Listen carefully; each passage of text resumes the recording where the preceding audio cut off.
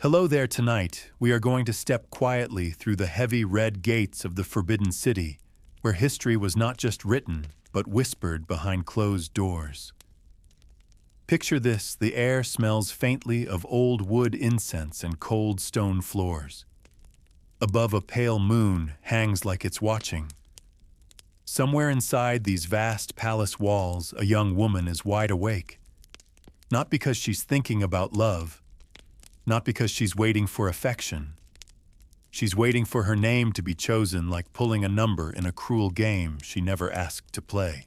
And honestly, you probably wouldn't survive. Not here. Not in this world. Not unless you knew exactly how to play by the rules, or how to break them quietly enough not to get caught. So before you get comfortable, take a moment to like the video and subscribe, but only if you really like what I do here. And tell me, where are you listening from tonight? What time is it where you are? Now turn off the lights. Maybe turn on the fan for some soothing white noise. And let's get started tonight. Here's the first thing you need to understand. Nothing in the Forbidden City happened by accident. Not a cup of tea. Not a single footstep. Not even the glance one woman gave another behind a silk curtain. Everything, and I mean everything, was controlled, measured, and counted. And if you happen to be born a woman inside these red walls, your whole life boiled down to two things: patience and survival. Somewhere in the middle of this labyrinth of palaces and courtyards, a girl probably no older than 16 lies awake beneath an embroidered silk blanket. It's beautiful, covered in phoenixes and clouds, but beauty doesn't keep you warm at night. Her breath fogs in the cold. Her toes curl under the heavy fabric. Outside her door, she can hear footsteps, soft, steady. Probably eunuchs carrying lanterns, their shadows long and thin against the lacquered floor. She knows what's coming. Somewhere deeper inside the palace, the emperor will soon finish his dinner. Afterward, a polished wooden tray will be brought to him. On it, dozens of small wooden name tags, each carved with the name of a concubine. Her name is there too. Each night the emperor picks, sometimes on a whim, sometimes carelessly, sometimes not at all. But once he chooses, that woman is summoned without words. No explanation, no ceremony, just a silent knock on her door. They say that in this place women weren't seen as people. They were gifts, pretty packages, neatly stored away, waiting to be unwrapped. Tonight it might be her turn. If it is, she'll rise without a word. She'll bathe until her skin burns from the cold water. She'll comb her hair until it shines like ink beneath the lantern light. And then she'll wrap herself in a single blanket, nothing else. No jewelry, no hairpins, nothing that could raise suspicion. Nothing that could be used against her. And then she'll wait, wrapped up like a package, ready to be delivered. Eventually, eunuchs will carry her through twisting corridors, past guards, and locked doors, past silent servants who won't look at her and won't look away. They've seen this before. They'll see it again tomorrow. She's not allowed to walk. She's not allowed to speak. She's not allowed to raise her eyes. And when the doors open, she'll crawl, always from the foot of the bed, never from the side, never from the head. Humility had to be performed with every small, degrading gesture. Even now, historians still debate whether this crawling was about enforcing submission, or if it was simply a safety precaution to slow a woman's approach. Either way, it worked. Slow, silent, demeaning. Inside the emperor's private quarters, things look nothing like the ornate throne rooms outside. Everything here is quieter, dimmer. Heavy curtains, thick incense. The emperor lies beneath a pile of embroidered blankets, his face half lost to shadow. He may not speak. He may not even look at her. She won't speak unless spoken to. And when he reaches for her, she won't flinch. Not because she wants to be there, but because she knows better. Outside the doors, 12 eunuchs stand waiting. They know exactly how long this will last. They have a clock for it. When the time comes, they'll knock. If there's no response, they'll knock again louder this time. The hour is up. Their voices sound bored, like this is nothing more than a job, which for them it is. Even emperors aren't allowed to ignore the clock forever. When it's done, she'll crawl back the way she came, still silent, still wrapped in that same blanket.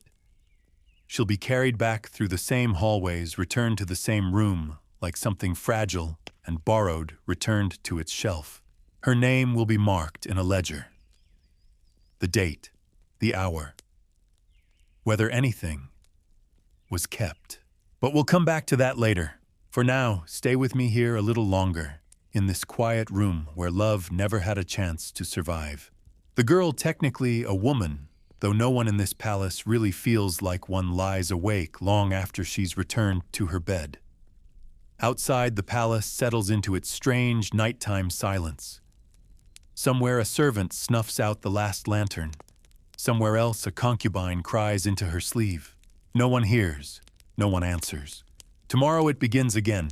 The weight of this place, its rituals, its endless rules, presses down on everyone who lives here. But for the women, the weight is different.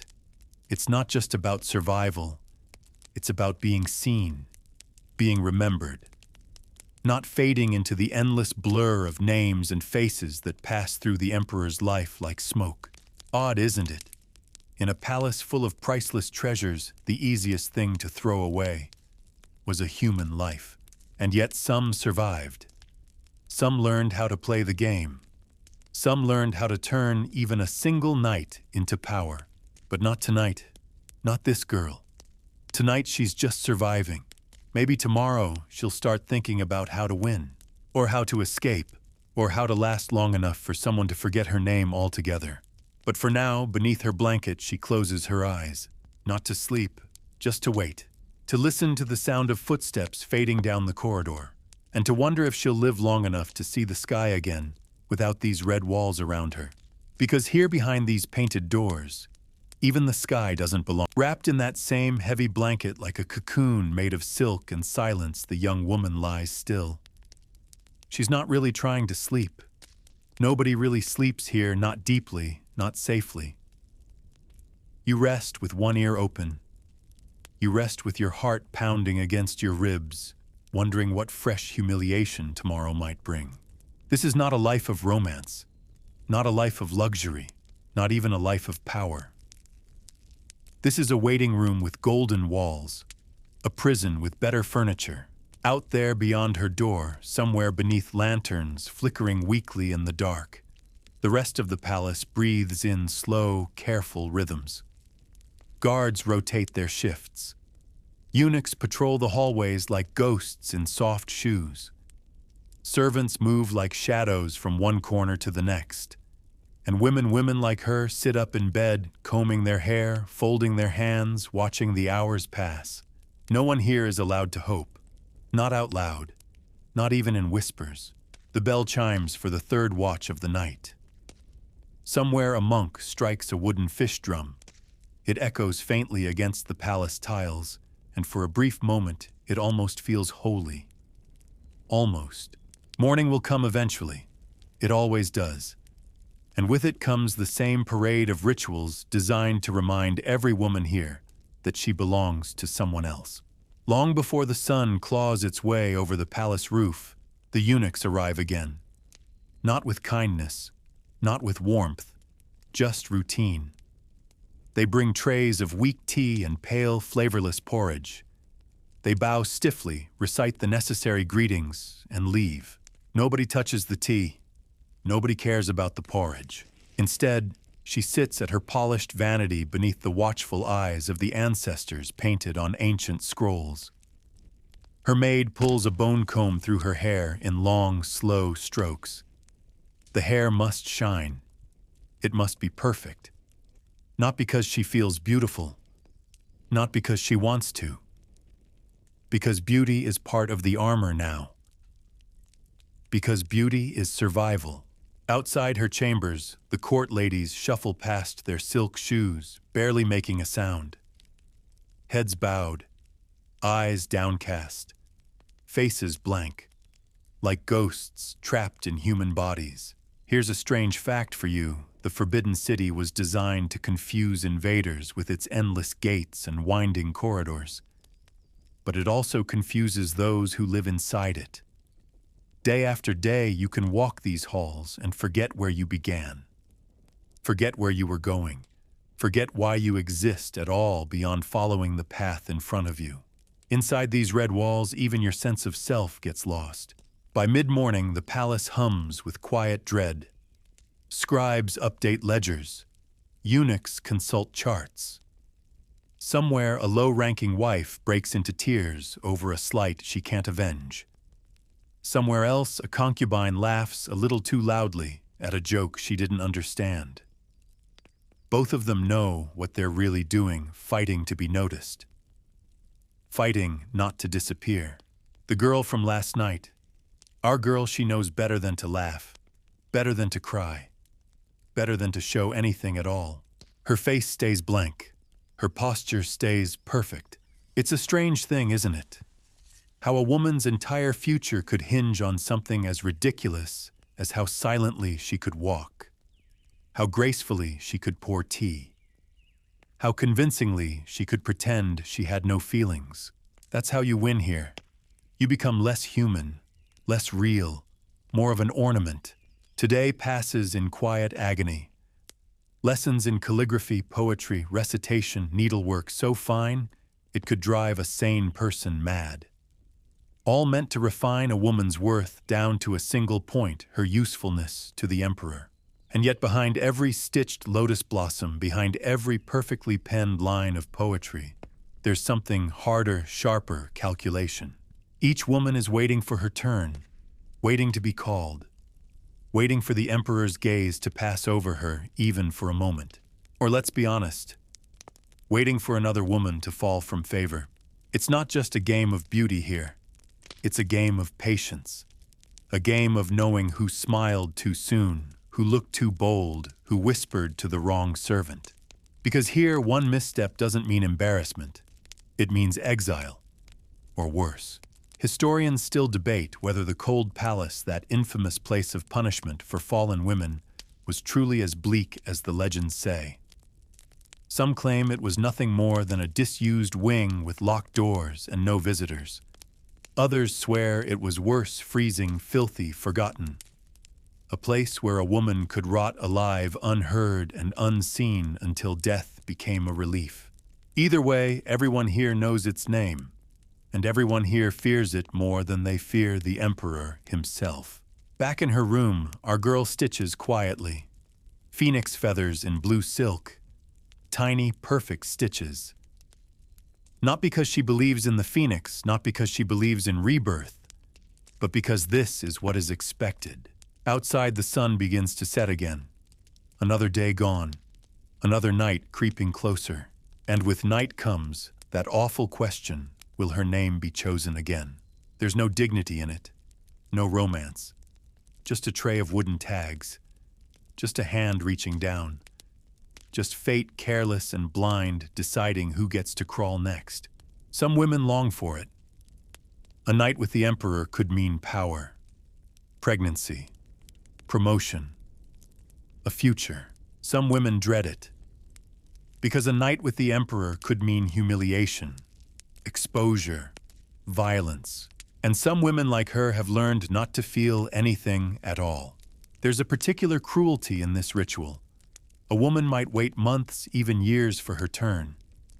And when it comes, she's stripped of everything: clothes, jewelry, dignity, voice.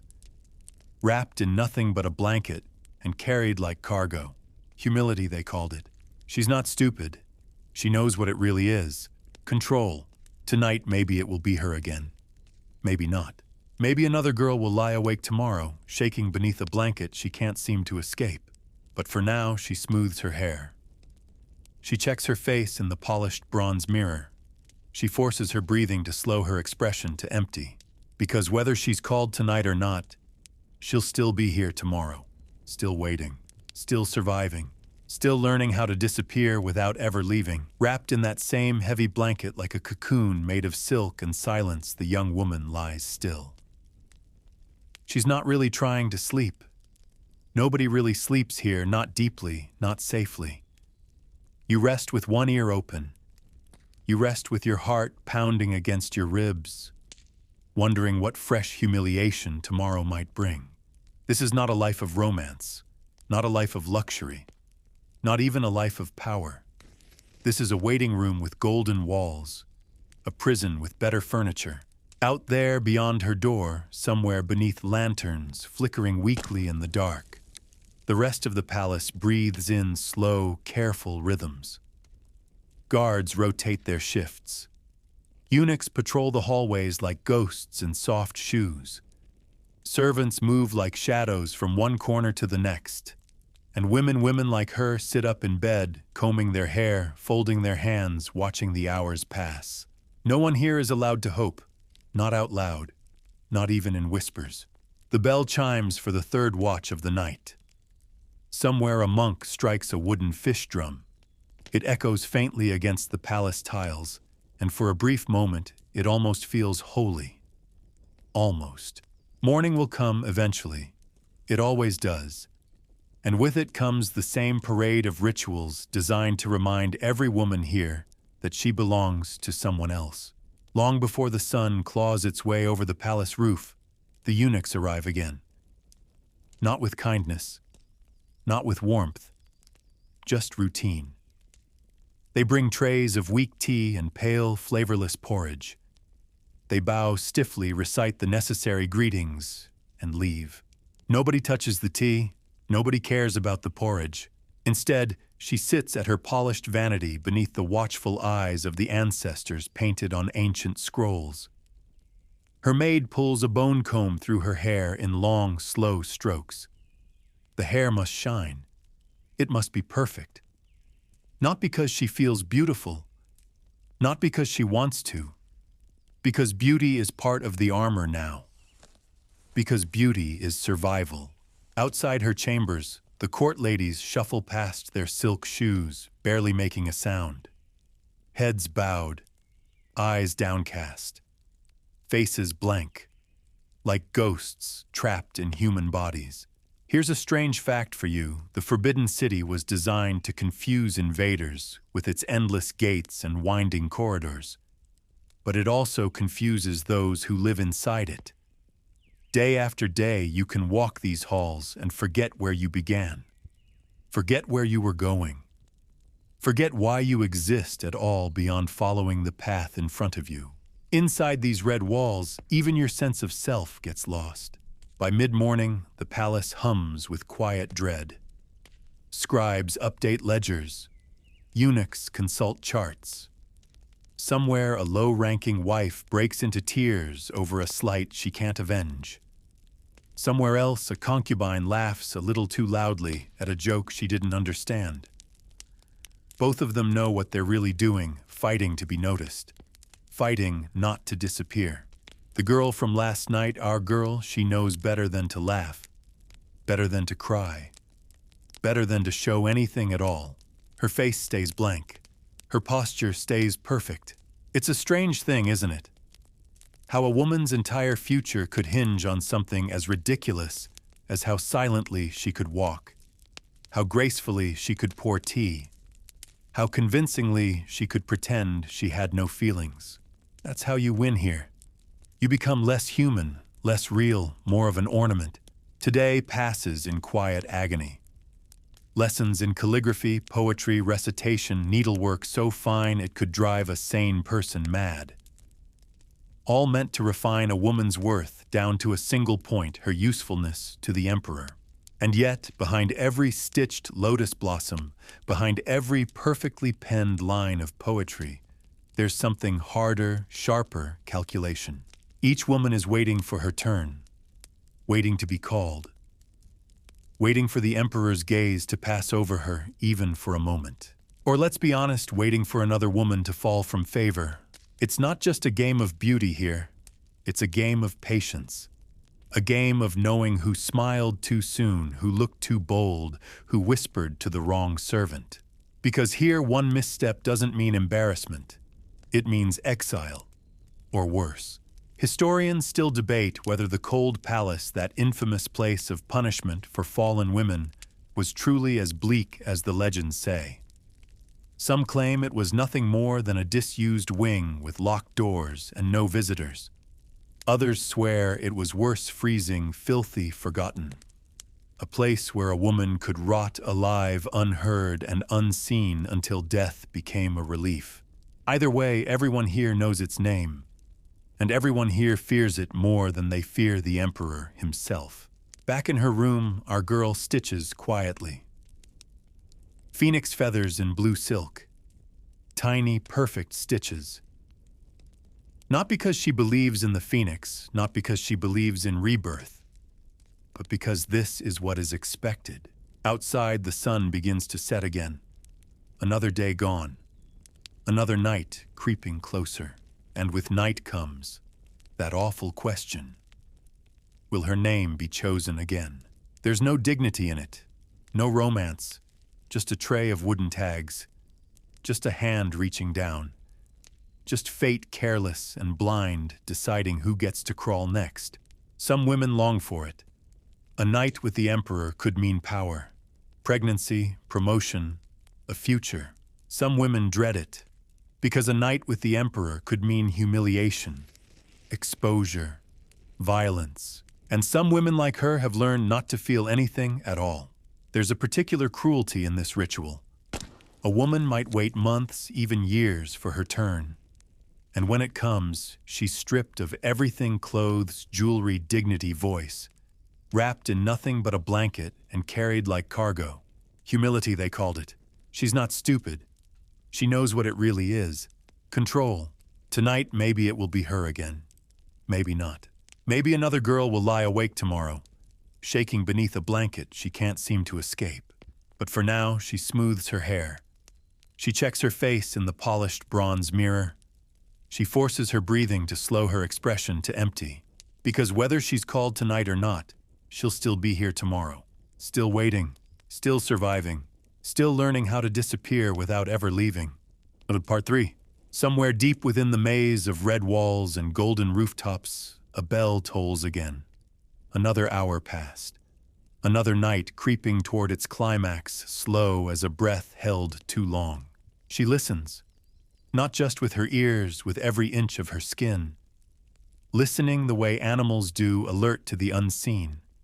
For footsteps, for whispers, for the soft shuffle of eunuchs' shoes sliding along the lacquered floors. That's how it always begins. No knocking, no speaking. Just the sudden hush outside her doors.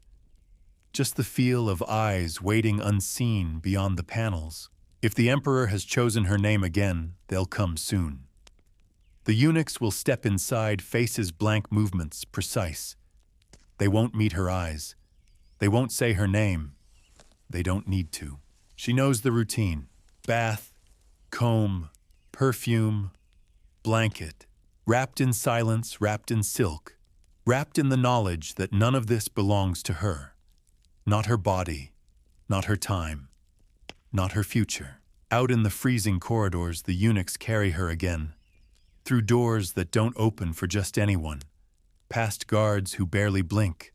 Past lanterns that bleed pale light onto stone. It's strange, really, how a woman's entire world can shrink down to this. The sound of footsteps. The weight of a blanket. The cold bite of air on bare feet. Inside the emperor's quarters, nothing changes. Heavy curtains. Incense smoke curling like ghosts. A bed big enough for a dozen people but meant for two, a man, and the woman he did not choose with kindness but with indifference. She crawls again. From the foot of the bed. Always. Even now, historians debate why this rule existed. Was it simply about obedience? Was it meant to humiliate, or was it paranoia, a way to ensure no woman came too close too quickly? No one agrees. But the women who lived it, they knew better than to ask why. The emperor watches, or he doesn't. His moods shift like the seasons, sometimes cruel, sometimes distracted, sometimes asleep before she even reaches him. She doesn't speak, not unless told to, not unless asked. And when the moment comes, whatever that moment looks like, however long or short it may last, she endures it the way she endures everything else here quietly. Outside the doors, the eunuchs listen, count, knock when the hour strikes. The time is done. Their voices slice through the night like knives through silk. She gathers herself, or what's left of herself, crawls back down the bed, back onto cold stone, back beneath the blanket that hides nothing anymore. They carry her again, back through the same halls, past the same faces, past the same guards who still don't look, still don't care. Her room welcomes her with the same emptiness it always has. She's not alone here, though. Not really. Not in the way that matters. Behind every closed door, other women are doing the same dance. Waiting, hoping, dreading. Some pray for the emperor's attention. Some pray never to be noticed again. Some whisper bargains into the dark, one more night, one more favor, one more chance to climb a little higher. And outside it all, in the deeper shadows, eunuchs keep their silent watch. They know every name, every schedule, every secret. Their power isn't written in titles or ranks. It's written in knowing who was chosen, who wasn't, who's bleeding when she shouldn't be, who's angling for promotion, who's slipping bribes into the right hands. No jewelry allowed, no belongings carried in, no words spoken without permission. But deals happen anyway, quietly, carefully, under layers of silk and smiles. Because even in a palace where love is forbidden, ambition still survives. One woman might trade a favor for a whisper in the right ear. Another might promise gold land, future titles, anything really, for a chance at another night beneath those curtains. And the eunuchs? They don't work for free. Here's something you might not expect. Eunuchs weren't powerless. Not here. Not in the Forbidden City. They held keys, controlled access, watched everything, heard everything, knew everything. If a concubine wanted to climb higher, she'd do well to remember which eunuch handled the name tags, which one escorted her to the emperor's door, which one might mention her name or let it quietly slip from the tray. Historians still debate how much influence eunuchs really had behind those walls. Some say they were servants, nothing more. Others argue they were the true puppet masters pulling strings while emperors blinked in ignorance. The truth, probably somewhere in between. But for the women trapped here, it didn't matter. Power was power. And anyone who held even a thread of it could tighten it around your throat. So tonight, as she curls beneath her blanket again, the girl thinks not about the emperor, not about love, not even about escape. She thinks about who she needs to thank, who she needs to fear, who she needs to pay next time. Because survival here isn't about beauty. It isn't even about obedience. It's about strategy, about knowing when to bow, when to bribe, when to disappear, about knowing that even humiliation can be a tool if you're clever enough to use it. Tomorrow, she'll sit in the garden again, smile politely, sip bitter tea, pretend her heart isn't rotting beneath layers of silk. But tonight, beneath the moonlight, spilling pale and pitiless through her latticed window, she simply waits for her breath to slow and wonders how many more nights she'll survive before someone else takes her place. The Danger of Red Days. It sounds like the title of some cautionary tale whispered among girls too young to understand it fully. In this palace, though, everyone understands. It's not just superstition, it's survival. Outside these walls, a woman's monthly bleeding is natural. In here, it's a liability, a danger, a stain on your reputation that no silk robe can hide. The emperor is the son of heaven. His body, his dignity, his time, all considered sacred, untouchable by the messiness of mortal life. Blood, especially a woman's blood, is considered unclean, an omen, a curse. If a woman is summoned on her red days, she risks more than embarrassment. She risks banishment, punishment, even death if the wrong man takes offense at the wrong time. That's why the women of the harem learned early to protect themselves with signals. Small secret signs passed down through generations of trapped women. A gold ring worn on the wrong hand. A single red thread tied at the wrist. A tiny dot of rouge placed not on the lips, but near the temple where only another woman might notice. Historians still debate whether these signals were officially sanctioned or merely tolerated. Some records suggest a quiet understanding existed between concubines and eunuchs, a shared recognition of the rules beneath the rules. Others argue that these acts of silent rebellion were dangerous games played at the edge of a knife. Either way, the women played them. Because what else could they do? In earlier dynasties, methods varied. In the Tang court, concubines marked their faces with tiny dots. In the Han, a discreet gold ring served as notice. During the Five Dynasties period, some tied red ribbons around their doors, a quiet plea, not tonight, not me. By the Qing, the system had grown more formal. A bureau existed solely to manage the emperor's nightly visits, the Jing Yu Fang, a name heavy with irony. The Bureau of Pure and Chaste Jade. Their job to select the name tags, to schedule the visits, to ensure no awkwardness, no scandal, no accidents of timing. When a concubine's body made her unsuitable, she could inform the bureau discreetly. Her tag would vanish from the tray. No questions asked, most of the time, because even here in this carefully oiled machine of rituals, exceptions existed. The emperor could choose anyone anytime, could ignore the unspoken rules if he pleased. And who was a concubine to refuse? Refusing an emperor wasn't just impolite. It wasn't just dangerous. It was unthinkable. An insult to the throne. A risk too great for any woman who valued her life, however small and miserable it might feel. And yet, some refused in their own quiet ways. A dropped handkerchief. A feigned fainting spell. A whispered excuse delivered through trembling lips. A silent plea to the eunuch at the door, please not tonight. It didn't always work. Some women bled anyway. Some were discovered. Some vanished soon after their names struck through in careful brushstrokes, in ledgers no one dared read aloud. Others survived. Clever, cautious, lucky. Our girl, she's learning these tricks. Slowly, carefully. Watching how the older women navigate these perilous nights. She's seen one concubine slip a red ribbon into a eunuch's sleeve, with a glance sharp enough to slice glass.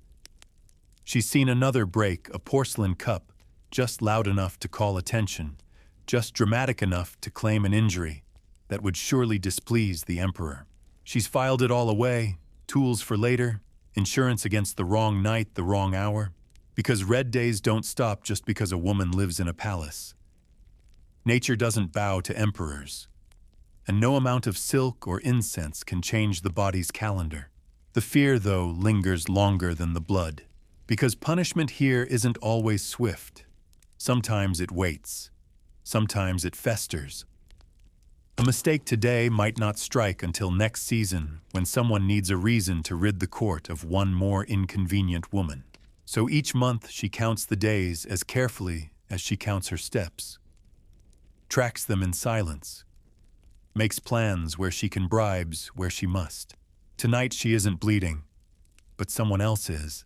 Word spreads quickly, even in whispers. Lady Zheng was summoned despite her condition. A mistake, perhaps.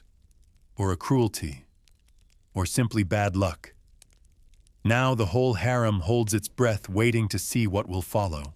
Will the emperor forgive? Will he even notice? Or will Lady Zheng disappear behind locked doors before the moon wanes? No one asks aloud. No one comforts her.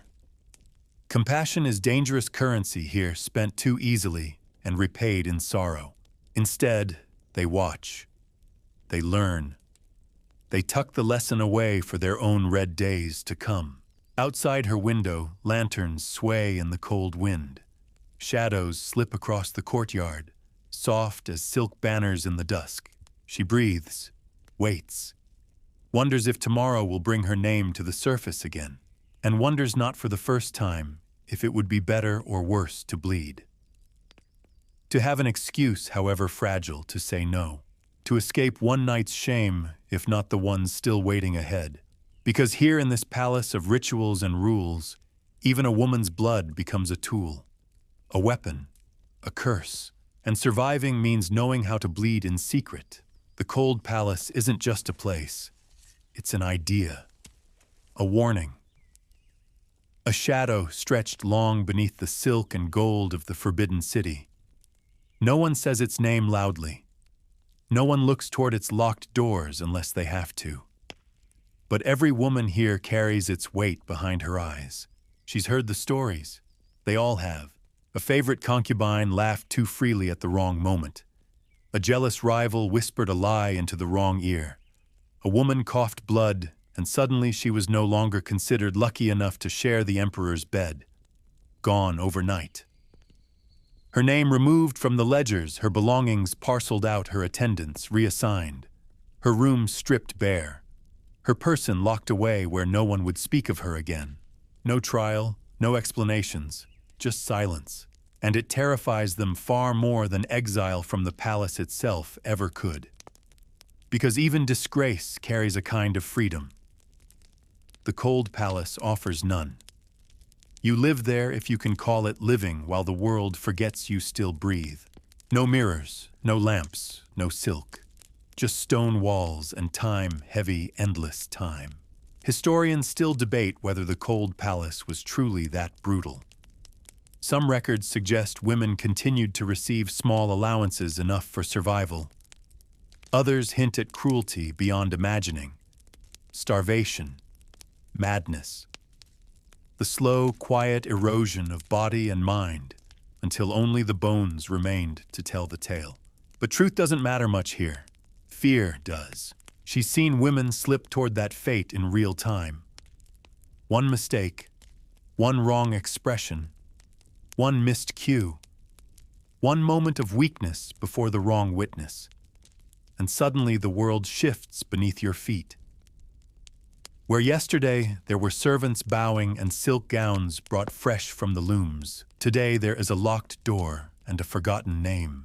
So she has learned to make herself small, to smile at the right people, to nod never too eagerly when another woman boasts of her favor, to offer compliments soft as cotton and twice as empty, to speak only when spoken to hold herself upright like a porcelain vase that might shatter under too much scrutiny. Still the fear lingers. It always does. Tonight, as she waits beneath her blanket, she wonders if someone else's whispered jealousy will reach her first. If a rumor might land in the wrong ear, twist itself into a sentence she cannot escape. She has enemies, though few would name themselves as such. In the harem, even kindness can carry teeth. A servant's carelessness, a eunuch's grudge, another concubine's envy. Any of it could become her undoing, and yet, she cannot afford to live in dread. Fear clouds the mind, weakens the instincts, makes mistakes easier. Survival here requires more than caution. It requires control.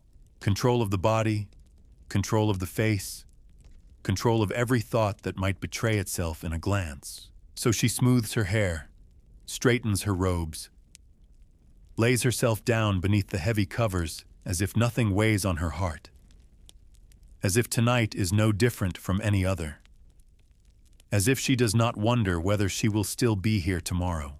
Somewhere beyond her walls, footsteps approach. Pause.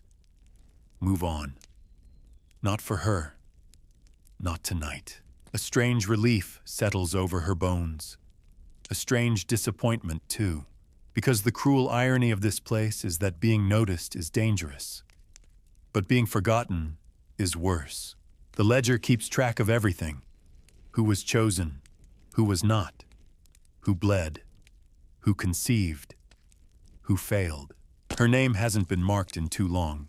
That in itself is a kind of death sentence. Once a concubine who had grown too old, though old here, often meant no more than 25, confided in her in a rare moment of honesty. "We are like the moon," the woman said, tracing a pale finger across the lacquered table. "Waxing, waning, bright only when someone chooses to look. The rest of the time, we are shadows waiting for the night to end." The woman was gone within a month, sent where no one said. Another name vanished from the scrolls. Another room given to someone younger, prettier, hungrier. She learned then that even silence has an expiration date. Tomorrow she will send another gift.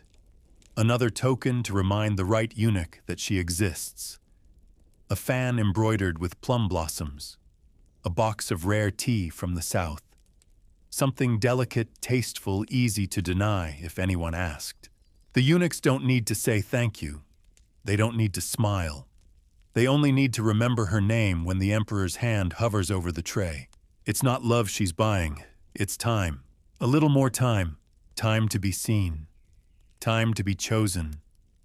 Time to slip her roots a little deeper into the cracks of this place. Before anyone notices, they can't be pulled free. Outside, the lamps gutter low. Beyond the walls, the city dreams of things simpler and kinder, families gathered over late meals, children curled beneath quilts, merchants closing their shops with tired satisfaction. Inside the palace, the dreams are different. Sharper, quieter, less forgiving. Dreams of survival, of favor, of avoiding the cold rooms where names go to die. She breathes slowly, counts the heartbeats between footsteps, feels her body sinking into the mattress like a stone beneath water. Tomorrow will come. It always does. And with it, another chance to survive. Hope hangs on a thread in the forbidden city. A fragile, fraying thread stretched between one woman's heart and the emperor's wandering gaze. Between a wooden name tag and a ledger's careful ink. Between tonight's silence and tomorrow's summons. The older women in the harem understand this best. They've watched it happen again and again. A girl arrives trembling and wide-eyed, wrapped in silk finer than anything her family ever dreamed she'd wear. She learns to bow, to smile, to speak in soft tones and softer glances. She learns to wait. If she's lucky or if she's foolish, she's chosen early. She believes for a while that this is the start of something. That favor means safety. That a glance means affection. That a child might mean love. But the days pass. The seasons turn. The emperor's attention wanders. A new girl arrives, younger, softer, with eyes that haven't yet learned fear. And the older women smile behind their fans and say nothing. Because they remember. They remember how quickly hope frays. Our girl watches them now with different eyes. Not with pity. Not with superiority. With understanding. She's closer to them than she is to the girl she once was. Closer to becoming one of the quiet figures who linger in corners, who sip tea without tasting it, who speak only when spoken to. Closer to fading, but not yet. She still has time, still has threads to pull, even if they're tangled and thin, still knows how to play the game. She's learned to cultivate small victories. A kind word from the right eunuch. A seat slightly closer to the fire in winter. An extra plum in her porcelain dish. These things matter. These things add up. Odd fact for you, the women of the harem had rankings more complicated than any chessboard. First consorts, second consorts, noble ladies, pure consorts, precious consorts, titles piled atop titles, each carrying weight, each offering a rung on the ladder out of obscurity. But climbing that ladder was never about merit. It was about moments. About being seen at the right time in the right light with the right expression. About patience so deep it became part of your bones. Historians still debate how much real power these women wielded. Some say they were prisoners, nothing more. Others argue they were players in their own right, wielding influence through whispers and children and silk-threaded alliances. The truth, as always, lies somewhere in between. Our girl understands this. She watches. She waits. She gathers small favors like pebbles in her palm, knowing that enough of them might one day weigh more than gold. She does not dream grand dreams anymore. No titles, no palaces of her own. No happy ending where love redeems and softens the sharp edges of this place. She dreams of survival, of being overlooked just long enough to outlast the storm, of finding quiet corners where she can still breathe, of reaching old age without bitterness swallowing her whole. There are women here who have done it, rare but real. Women who learned how to make themselves useful without making themselves targets. Women who smiled just enough, bowed just enough, gave just enough without ever giving too much. Women who became ghosts in silk, haunting the edges of the emperor's memory until even he forgot why they were there. She thinks sometimes that this might not be the worst fate, because the alternatives are worse. She's seen them, the cold palace, the nameless graves, the rooms stripped bare of laughter and light. And so she threads her days together carefully, like stitching silk over a tear too fine to see. She speaks politely. She listens more than she speaks. She gives gifts small enough to seem trivial, but thoughtful enough to be remembered. She laughs when laughter is required. She weeps only in private, only when no one is watching. She cultivates patience the way other women cultivate beauty, because patience lasts longer, endures deeper, cuts sharper when needed, and she waits for a name to slip from the emperor's lips again, for a eunuch's nod, for a line in a ledger, for a moment, however brief, when the thread pulls taut again and reminds her that she is still here, still alive, still possible. Because in this palace, hope may hang on a thread, but even the thinnest thread can hold a life. The ledger doesn't care about feelings. It doesn't care about fear. It doesn't care how a woman's heart might tremble when her name is written down in neat black ink. The ledger only cares about facts, dates, times, names, who was summoned, who was touched, who was allowed to keep the emperor's seed, and who was ordered to have it expelled. It is cold. It is methodical. It is absolute. Inside the Forbidden City, this ledger is more powerful than poetry, more enduring than beauty. It holds the quiet keys to fate.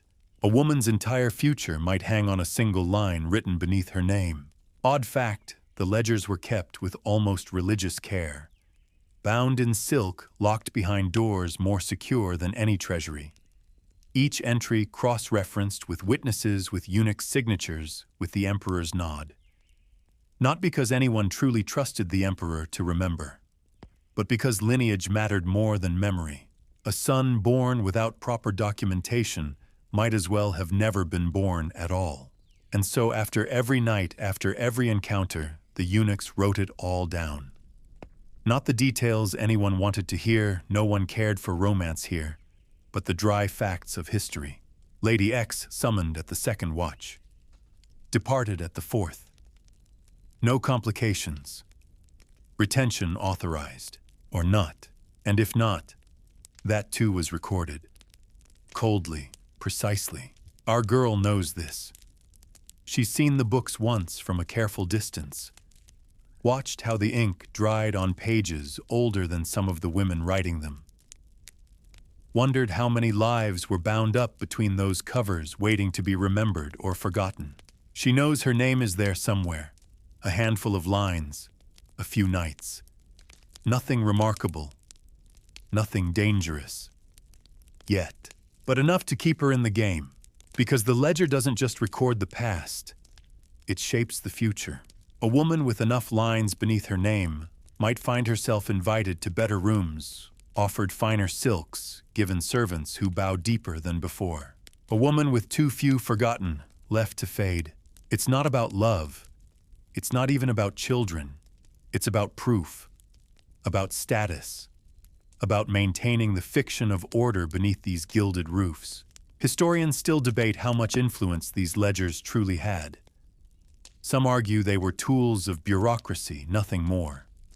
Others claim they held the secret threads that tied families to thrones, determined futures with a brushstroke. But inside these walls, no one debates. They obey. Tonight, as she waits beneath her blanket again, our girl thinks of ink drying on pages she'll never touch, of eunuchs hunched over desks, pens scratching in silence, sealing her fate with strokes more permanent than kisses. She wonders how many names they write down each night. How many women lie awake afterward counting the days until they know if those lines will change their lives. She wonders how many names get erased, quietly, efficiently, without a trace. Because even ink can be washed away if the right person wants it gone badly enough. She doesn't trust the ledger. She trusts the people who hold the keys to it. That's why she keeps sending gifts, keeps offering smiles in the right places, keeps learning who holds the brush, not just who holds the tray. A single line in a book might decide whether she lives in silk or in shadows, whether she dines on peaches or scraps, whether she becomes a mother or a ghost. And so she plays the game, carefully, quietly, skillfully, because survival here isn't written in blood. It's written in ink, and ink, unlike blood, doesn't wash away so easily. Tomorrow she'll wake again beneath the painted ceiling. She'll sip tea too bitter to taste. She'll walk paths too familiar to notice. She'll smile at rivals she cannot trust. And she'll wait for the ledger to speak her name again, or not, because even silence gets written down somewhere. And sometimes the spaces between lines speak louder than the words themselves. Morning comes again pale and cold. It always does, no matter how long the night feels. Outside her chamber, servants sweep the stone paths in slow, careful circles. Inside, she rises before anyone calls her. Because in this place, you learn quickly, never let them find you sleeping. Today will look the same as yesterday. That's the trick of the Forbidden City. Time doesn't pass here the way it does in the outside world. Days blur together. Seasons shift in whispers, not in color. A woman might spend 20 years behind these walls and swear she'd only blinked. Or she might waste away in 5, wondering how the sky ever seemed so wide beyond the red lacquer gates. But beneath the sameness, something always stirs. In the tea house near the inner gardens, ladies of higher rank gather to trade pleasantries, as if they mattered. Faces, powdered white lips, stained red sleeves arranged just so. Laughter floats between them like silk ribbons, soft, sweet, and suffocating if you're not careful.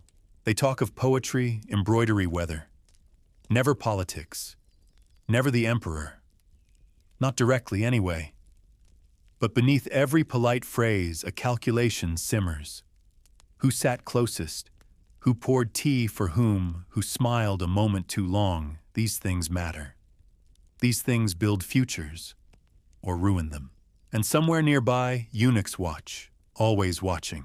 For a concubine like her, not too high to be safe, not too low to be invisible. This is the most dangerous game of all.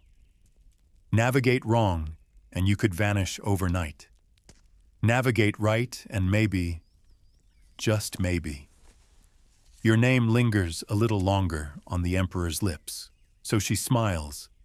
She listens. She offers the right compliments to the right people. She folds herself smaller, quieter, safer.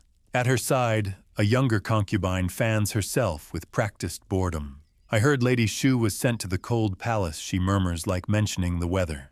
Her own hands tighten slightly around her porcelain teacup. Not enough for anyone to notice. Not enough to betray fear. The cold palace. The place where women vanish without dying. Some say it's just an empty wing, locked and forgotten. Others say it's punishment in physical form, cold stone rooms with no heat, no servants, no food beyond what's barely enough to keep breath in your body. Historians still debate how cruel it truly was. Some claim stories of rats and filth were exaggerations. Others insist they were kindness compared to the truth. Either way, no one returns from the cold palace. Not to power. Not to life as they knew it. You shouldn't speak of such things, another woman says lightly, but her glance lingers, measuring, weighing. The young one shrugs, flicking her fan shut with a snap. Just a rumor. But rumors here are like roots beneath the garden paths. Invisible, spreading, cracking everything they touch beneath the surface. She finishes her tea, smiles again, moves on. Later, in the quiet of her own rooms, she presses her fingertips to her temples and tries not to think too hard. About the cold palace, about Lady Shu, about how easy it is to vanish. Instead, she turns her thoughts to strategy. She didn't survive this long by accident. Behind the silk curtains and pretty words, alliances form. With eunuchs, with servants, even with other concubines, though those pacts are fragile at best. One day's confidant is tomorrow's rival. But sometimes you need allies to survive the night. A whispered promise here. A carefully placed gift there. A hint dropped in the right ear. The emperor might hold the throne, but the eunuchs hold the doors. The servants hold the secrets. And secrets in this place are worth more than pearls. Tonight she'll send a gift to the eunuch who handles the name tags. Nothing too obvious. A rare tea, a bolt of silk, something that says, remember me, favor me, choose me, or at least don't forget me. She doesn't dream of love. That's not the game here. The game is survival. The game is being chosen often enough to matter, but not so often as to inspire jealousy. Close enough to power to be remembered. Far enough to avoid its burn. Odd fact, in this era, a concubine's value could rise and fall faster than a cherry blossom in spring. One moment you're favored. The next, you're nothing more than another name on a list no one reads anymore. And yet some women played this game well, learned how to float just beneath the surface, how to disappear when danger came and reappear when the winds shifted. She is trying to be one of those women. The hours stretch long. She embroiders. She recites poetry. She watches the shadows lengthen on the floor. Outside, the eunuchs call out the changing of the guards, the passing of time marked like footsteps in stone. Dusk falls again. Another night approaches. Her maid brings hot water oils scented faintly of lotus. No words pass between them, but both know why. Preparation isn't hope. Preparation is survival. Wrapped again in silence and silk, she waits. Will her name be chosen tonight, or will she lie here untouched, forgotten, wondering when the next hand will reach into that tray of wooden tags and pull her life from limbo again? She closes her eyes, breathes slow. In the palace beyond her doors, footsteps move like chess pieces. Quiet. Calculating, unseen, and somewhere a hand hovers over the tray. Not a mother, not a wife. That's the cruelest truth of all for the women inside these walls. They live so close to power, to the man who holds the future in his hands, and yet they are nothing more than bodies passing through his nights. Even if they are lucky enough or cursed enough to carry his child, that doesn't make them wives. That doesn't make them safe. Pregnancy inside the Forbidden City isn't about joy. It isn't about love. It's a calculation, a gamble, a dangerous shift in the hierarchy that can elevate or destroy depending on the wind. When a woman conceives, everything changes. Her meals are monitored, her movements watched. The eunuchs record every detail: what she eats, how she sleeps, whether she coughs or sneezes or cries at the wrong hour. Because the imperial bloodline isn't just precious, it's sacred. It's property of the state. If her child is a boy, her status could soar overnight, from concubine to consort, from shadow to sunlight. If it's a girl, slightly safer, slightly softer, still a risk, still a shift in the delicate web of rivalries and jealousies that bind these women together. And if she miscarries, Whispers spread faster than fire in dry grass. Was it her fault? Was it sabotage? Did she offend someone? Did she deserve it? Historians still debate just how often these pregnancies ended in tragedy. Some blame the palace medicines laced with who knows what. Some blame the stress, the isolation, the fear stitched into every breath these women took. Some speak of poisons slipped into teacups by rivals with too much time and too little conscience. But the women who lived here didn't need historians to tell them the truth. They saw it happen again and again. A girl grows pale, thin, sickly, then gone. Either to a quiet burial or to the cold palace, her future as empty as her womb. Our girl knows these stories too well. She's watched the faces change, watched bellies swell and flatten, watched rooms emptied of silk and song and filled instead with silence and closed doors. And she's watched how even the eunuchs treat a pregnant concubine differently, more carefully, more coldly too sometimes. Because now she's not just a woman. She's a vessel, an incubator, something to be managed, not touched. Her worth rises with every month the child survives inside her. Drops like a stone if it doesn't. There are no guarantees, no safety nets, not even kindness. She's seen concubines bargain for protectors among the eunuchs, offering gifts, favors, promises, anything to keep themselves and their unborn children from being quietly erased by someone else's ambition. Odd fact for you, some eunuchs secretly aligned themselves with pregnant concubines, gambling on their rise to favor. They'd help record the right dates, the right witnesses, the right confirmations in exchange for promises of future power of security when the child was born. It was all politics, all strategy, never sentiment. Because if the emperor decided for any reason that a pregnancy was inconvenient, it could be ended, quietly, efficiently, without a word of protest from anyone. Her body doesn't belong to her. Her child doesn't belong to her. Not here, not ever. And so she waits. Carefully, calculatingly.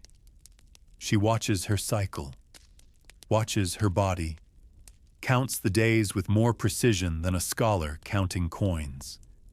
She knows when she's most at risk, when she might need to bribe a eunuch to remove her name from the tray. She's not foolish enough to dream of motherhood here. Not yet. Not until she can be sure. Not until she can trust that her survival won't hinge on a boy or a girl on the emperor's passing favor on another woman's jealousy. Because a child might save her, or destroy her, or be taken from her before she even holds it. The harem is full of ghosts. Not just the women who vanished, but the children who never were. The futures that never came to pass. And yet, some women take the risk. Some cling to hope like a lifeline. Some plot and plan and pray for that single chance to rise above the others. To become more than a name on a tag, more than a body beneath silk. To matter, to leave something behind. Our girl isn't ready to take that gamble. Not yet. But she watches, learns, stores away every lesson, every cautionary tale. Because one day, when the timing is right, when the risks are worth the reward, she might roll the dice too, and hope the emperor or fate is feeling generous. History's quiet ghosts still watching. That's the feeling you carry with you in the Forbidden City if you stay long enough. The women who came before never truly leave. Their names might be scratched out from ledgers, their faces painted over in old scrolls, their children erased from lines of succession. But they linger, in the silk curtains that flutter when no wind stirs, in the cold stone floors that seem to remember every bare footstep, in the scent of old incense that clings to the rafters long after the ashes have been swept away. Our girl feels them most at night, when the lantern light fades, when even the eunuchs have fallen silent, when the walls breathe with stories too tired to be told again. Sometimes she imagines them watching her, not cruelly, not with jealousy, but with a kind of quiet, exhausted understanding. They know how it ends. They've seen it before, and still they watch, because the game never truly changes. Only the players. Only the names on the tags. Only the faces beneath the silk. She thinks about leaving sometimes. Not in the literal sense, no one leaves the Forbidden City unless they're carried out. But in her mind, she wonders what it would mean to truly disappear. To let herself slip from the ledgers, from the schedules, from the whispered games. To become one of those quiet ghosts already forgotten before she's gone. It's tempting. Less painful, perhaps, than clawing for favors she no longer believes in. But she's not ready. Not yet. There's still a part of her that wants to see what happens next. To outlast the rivals who once smirked in passing. To survive the eunuchs who thought they held all the threads. To watch the emperor grow old and tired while she remains silent and waiting out of reach but never truly gone. Because survival here isn't about winning, it's about endurance. And she has learned endurance better than she ever learned poetry or embroidery or the 1,000 useless arts they taught her when she first arrived. She knows how to breathe without drawing attention, how to walk without leaving footprints, how to smile without revealing her teeth. She knows how to disappear in plain sight. Odd fact. The Forbidden City has more doors than anyone has ever counted properly. Some are locked forever. Some lead nowhere. Some lead everywhere if you know how to open them. The older concubines say the same is true of people, of futures, of fates. Some doors you walk through without knowing. Some you close behind you without realizing. Some you push open with both hands, knowing full well you may not like what you find on the other side. Our girl is still standing in front of hers, not pushing, not fleeing, just waiting, watching, listening to the ghosts who never left. They tell her things in their own way, not in words, in silences, in echoes, in the knowledge that she is not the first to feel this tired, this thin, this hollowed out by patience. They remind her that the walls here are not cruel by nature. They are cruel by design, that survival isn't a failing, that endurance is a kind of rebellion, that living to see another day, another season, another year, even without favor, even without love, is victory enough. And so she stays, not because she believes things will get better, not because she dreams of escape, because leaving would mean losing the quiet war she's fought all these years, because survival in this place is a thread that never truly snaps. It just frays thinner and thinner until you no longer notice it wrapped around your wrist. The ghosts understand this. They watch. They nod. They fade. And she breathes, waits, lives, because history isn't written by the loudest voices, not here, not in these walls. It's written in ink and silence, in ledgers and footnotes, in the spaces between footsteps and breath. And the women who endure become part of it, whether anyone remembers their names or not. Stealing nights, swapping bodies. It sounds like the plot of a scandalous novel, doesn't it? But in the Forbidden City, beneath the weight of silk curtains and golden dragons, it was simply another strategy for survival. Another quiet rebellion hidden behind lowered eyes and soft voices. You see, not every woman summoned to the emperor's bed actually went. Not always. Not every time. Not if she was desperate, clever, and had the right people willing to turn the other way. In a harem of hundreds, sometimes thousands of women, faces blurred together. Names were easy to forget. A girl summoned once 6 months ago might never have been properly seen, properly noticed. And the emperor, despite the elaborate rituals surrounding his every breath, was still only human.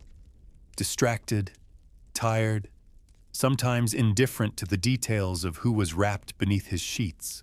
That's where the swaps began.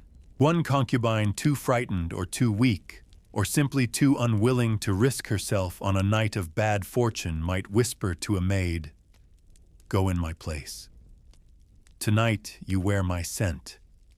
You crawl beneath the curtains. You keep your head down, your mouth closed, and pray no one notices. Historians still debate how common this practice really was. Some insist it was rare, risky, beyond reason. Others believe it happened more often than records suggest, hidden beneath layers of silence and shame. The truth somewhere in between, as always. It was a gamble, a dangerous one. Because if caught, both the concubine and her stand-in faced ruin. The emperor deceived, unthinkable, unforgivable, the punishment swift, brutal, and final. Exile at best, death more likely. For both women, for the eunuchs who allowed it, sometimes even for the servants who merely looked away. But desperation makes gamblers of us all, and so it happened.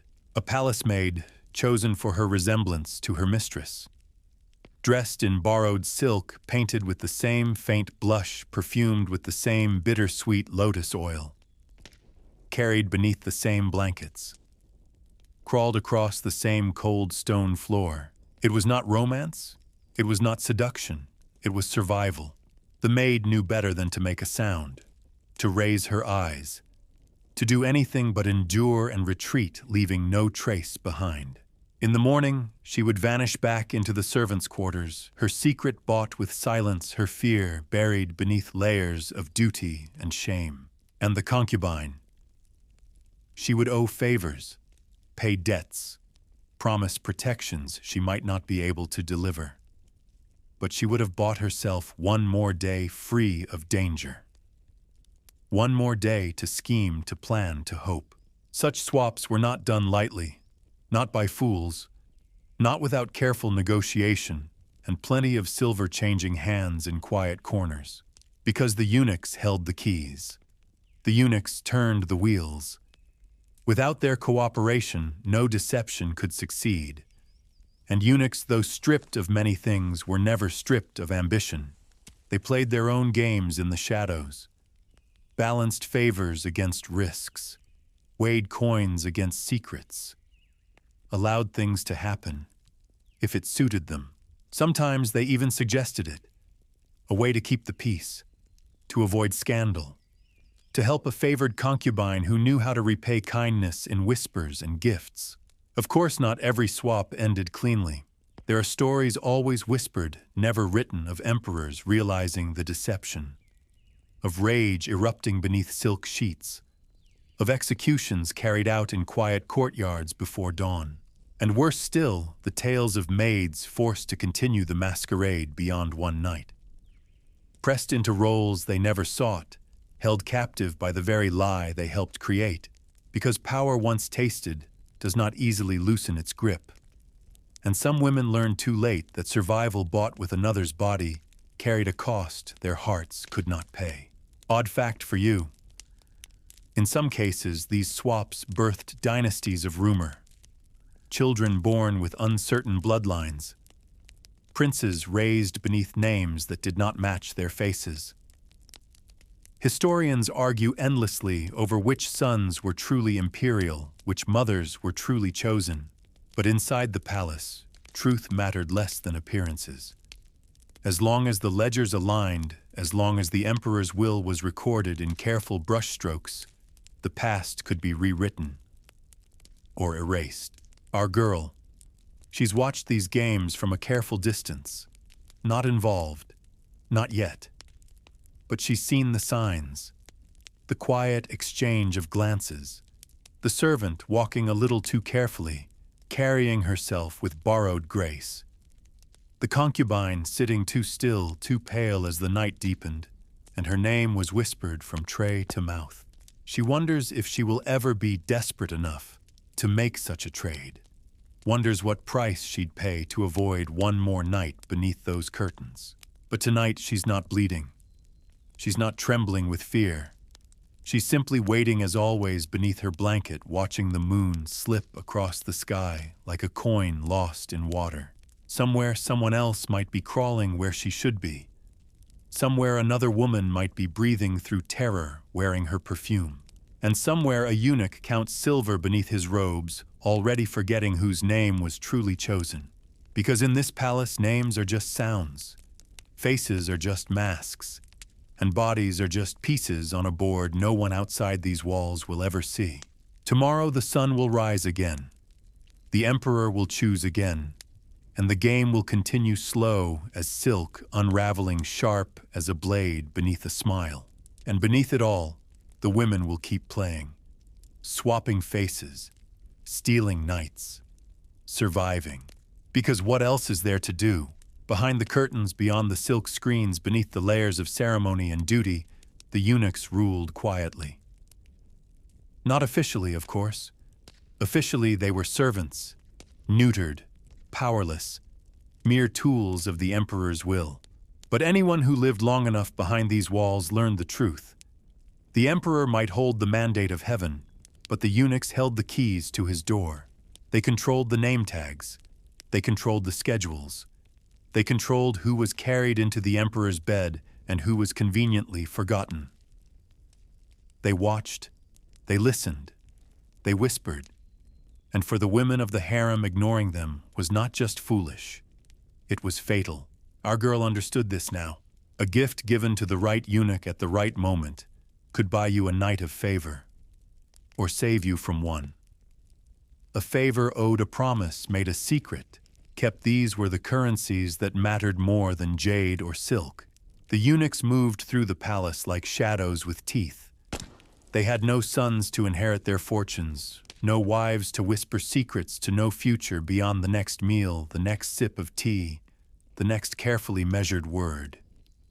But they had power in the strangest and sharpest sense, because they touched everything, heard everything, carried messages between rooms, between chambers, between hearts. They were the gatekeepers of intimacy, the silent witnesses to humiliation, the enforcers of ritual, the manipulators of fate, and sometimes their cruelty was as cold as the marble floors. After a concubine's night with the emperor, a eunuch would ask a question no one dared answer incorrectly. Shall it be kept? They weren't talking about blankets or belongings. They were asking whether the emperor wanted the possibility of a child to exist, whether this woman this night was allowed to hold on to the future planted in her. If the answer was no, the eunuchs acted swiftly, ruthlessly, pressing hard against pressure points in the woman's abdomen, massaging until everything was expelled, until there was no chance of conception. Not medicine, not kindness. Control pure and simple. Historians still debate whether this practice was universal, whether it was codified or simply tolerated. But the stories persist. The bruises hidden beneath silk, the pain carried in silence, the futures stolen before they had a chance to begin. And worse still, the rumors of abuse, of eunuchs lingering too long with their hands asserting their strange, bitter dominance over bodies they could never possess but could still hurt, of women forced to trade dignity for mercy, of threats disguised as instructions. Our girl heard these whispers long before she understood them. Now she understands all too well. She's learned which eunuchs can be bribed, which ones hold grudges, which ones enjoy cruelty for its own sake, and which prefer the slow, corrosive power of being needed. It's not about kindness. Kindness is a luxury no one here can afford. It's about leverage, about understanding that every favor granted comes with a price, and every secret kept can one day be sold. Tonight she's sent another gift. A writing brush, fine and delicate, its handle carved from rare wood. A symbol of scholarship, of refinement. An offering to a man who can barely read but who understands power better than any scholar ever will. She doesn't expect thanks. She doesn't want it. She wants her name remembered or forgotten, whichever serves her better. Because in this place, visibility is a double-edged sword. Too much attention, and you invite envy. Too little, and you fade into irrelevance. The art is in hovering between, being known just enough to survive. Some women misstep. They push too hard too soon. They mistake a smile for security, a kind word for loyalty. They learn too late that even affection can be weaponized here. that even love, if it exists at all in these walls, cannot protect you from the eunuch's cold hands or the emperor's colder whims. Not a mother, not a wife, just a body in waiting. Pregnancy is supposed to be the goal, the path to safety. A son born from royal blood can lift a woman from concubine to consort, from pawn to player. But the road there is littered with caution. A woman who conceives without permission risks everything. If she hides it, if she lies, if she is caught, the punishment is swift. The child lost. The woman worse than forgotten, erased. Some women try anyway, swallowing seeds, hiding cloths, bribing servants to delay the inevitable, holding on to hope like a secret beneath their ribs. Sometimes it works. Sometimes the emperor's favor turns just in time, and what was once a threat becomes a blessing. Other times, well, the cold palace has many rooms. Our girl has not yet walked that path. She's careful, she's patient, she knows her place for now. But she watches, learns, files away the knowledge for the day she might need it. Because here survival isn't just about beauty. It's about timing, about knowing when to step forward, when to fade back, when to trust, and when to betray. The eunuchs understand this game better than anyone, and so she pays them. In gifts, in silence, in carefully chosen glances, in the currency of attention. Because one day, her name will be on that tray again. And when it is, she wants the hand that picks it up to hesitate, to wonder, to remember the girl who gave the brush, the silk, the tea, to choose her or not, whichever buys her another day beneath these painted skies.